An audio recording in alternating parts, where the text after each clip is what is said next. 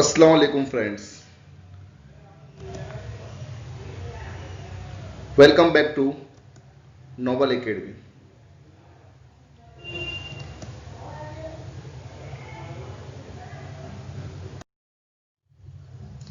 Students, आज हम लोग chapter number 3 linear regression chapter सीखेंगे। इसके पहले हम लोगों ने चैप्टर 2 सीखा, वो भी 12 मार्क्स का था और ये भी 12 मार्क्स का है।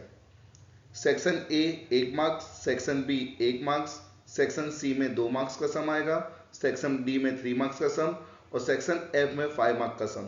टोटल मिला के 12 मार्क्स है।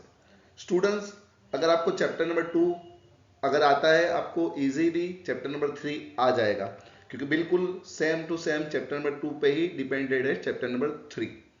ओके स्टूडेंट्स,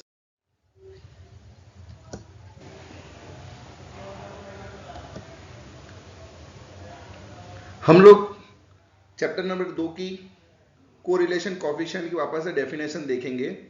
कोरिलेशन कोफिशिएंट क्या है?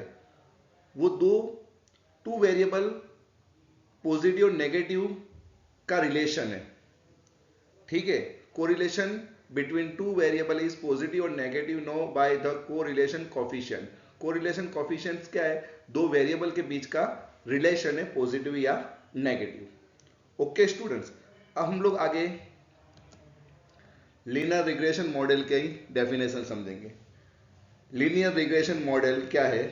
A statical model which describe the cause and effect relationship between two variable is called a regression model. Regression model एक स्टैटिकल मॉडल है जो जिसपे से हम लोग एक इंडिपेंडेंट कोस्ट पे से इंडिपेंडेंट वेरिएबल से हम लोग डिपेंडेंट वेरिएबल फाइंड करेंगे, जिसका मैं आपको एक एग्जांपल देता हूं।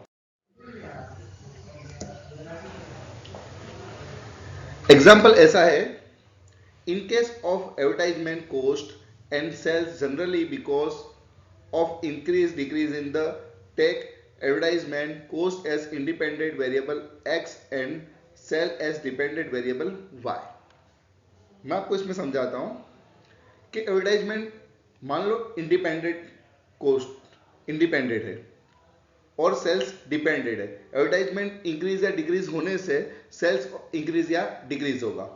ठीक है, यानी हमको इंडिपेंडेंट वैल्यू दी होगी एडवर्टाइजमेंट की, हमको किसकी वैल्यू ढूंढनी है? डिपेंडेंट की। यानी हम लोग को पूरे चैप्टर के अंदर इंडिपेंडेंट वैल्यू दी होगी और उस पर हमको डिपेंडेंट वैल्यू फाइंड करनी रहेगी। एक स्टैटिकल मॉडल बनेगा इसका। ठीक है स्टूडेंट्स,